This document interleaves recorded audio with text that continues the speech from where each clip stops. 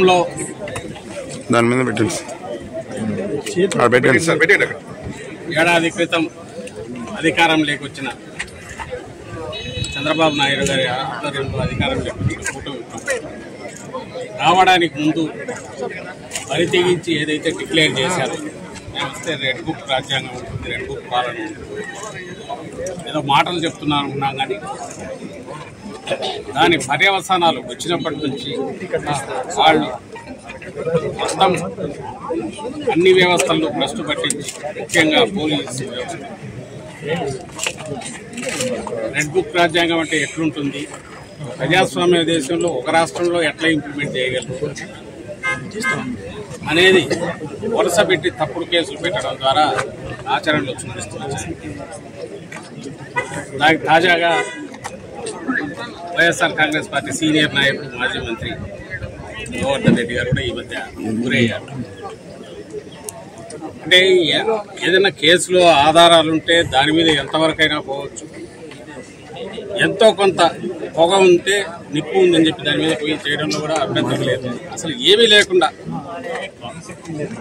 కల్పిత కథలన్నీ కలపడము, screen play తయారు చేయడము, పాత్రలు సృష్టించడం, వాళ్ళ ఎల్లో మీడియాలో ఒక వారం 10 రోజులు నెల రోజులు నడపడం, ఆ తర్వాత వాళ్ళని ఎక్కడో పట్టుకొని కన్ఫెషన్ అని రాసుకోవడం, ఆ తర్వాత దానికి సంబంధించి ఏదో సెక్షన్లు పెట్టి ఎఫ్ఐఆర్ తయారు చేయడం. అది 10 ఏళ్ల క్రితంలో 5 ఏళ్ల క్రితంలో ఎప్పుడైనా సరే ఆ కాగితాలన్నీ పెట్టేసుకుని ఈ పత్రికల్లో వచ్చినప్పుడు కట్టి జనంలో మెదడులలోకి ఎక్కించిన విష ప్రచారంలో ఎక్కించినవన్నీ కథలన్నీ పట్టుకురావడం, జైల్లో వేయడం.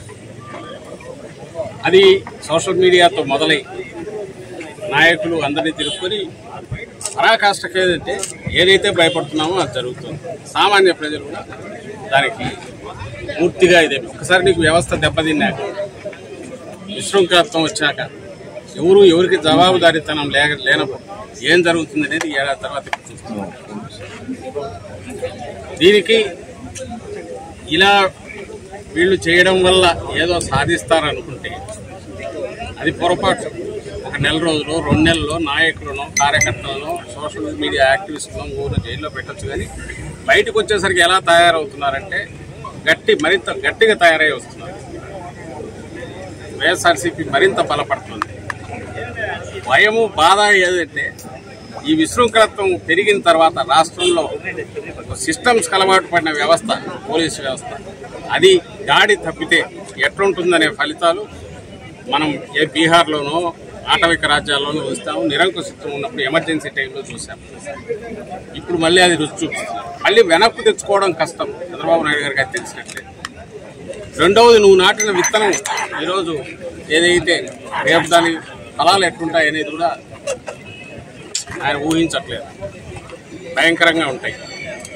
ఇంత సింపుల్ అనుకోరా. కేసులు పెట్టచ్చు ఎవడి మీద అయినా, ఇద్దరు కలిసినా లేదా ఒకరిద్దరు ఫోన్లో మాట్లాడుకున్నా దాన్ని వేస్ట్ చేస్తున్న ఒకటి పట్టుకొచ్చి కాళ్ళాడు కొట్టి కన్ఫెషన్ రాయించుకుంటే వరుస పెట్టి 10 మందిని జైల్లో తోయచ్చు, హెరాస్ చేయొచ్చు.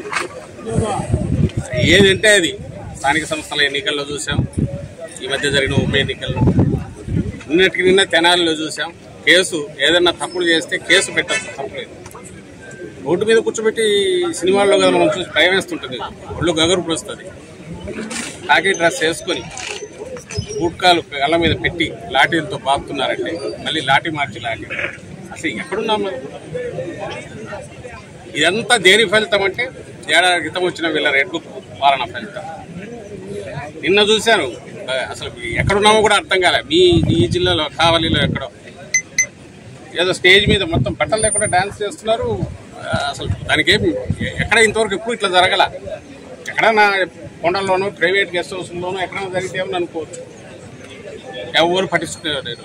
మన ఇదిగో నేను ఇట్లా అన్నాడు అనగానే ఎత్తి జైల్లో పడేయడం ఇట్లా కరెక్ట్ అవుతుంది. అలాగే ఇంకొకటి కన్ఫెషన్ సంతకాలు కూడా ఉండవు, ఎవరికి వాళ్ళే రాసుకుంటారు.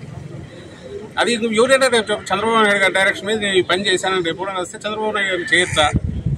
ఈ క్వశ్చన్ అందరికీ అప్లై అవుతుంది. మీద కేసులు ఆయన రివ్యూ చేసి నీరు కట్టడానికి ప్రయత్నం చేసుకుంటున్నాడు. అరెస్ట్ అయిన వ్యక్తి, టిక్కర్ కేసులో బెయిల్ మీద ఉన్న వ్యక్తి ఆయన డిసైడ్ చేసుకుంటున్నాడు కేసు. అప్పుడు ఏదన్నా దాని మీద నిజంగా డిసైడ్ చేయాలి. బయటకు వచ్చి ఎక్కడో అసలు సంబంధం లేని దాంట్లో నీకు నువ్వు స్కామ్ అని ఈనాడు జ్యోతిలో రాసుకోవచ్చు. లేదా ఇంకోటి పడక కూడా ఒకటి మీద ఒకటి ఆరోపణలు చేస్తే దాన్ని బేస్ చేసుకుని కట్టు అది కూడా అభ్యంతరంలా. అని అరెస్ట్ చేయడం ఏంటి? అరెస్ట్ కాకుండా నువ్వు ఎంక్వైరీ చేయలేవా? చేయలేని పరిస్థితి ఉందా?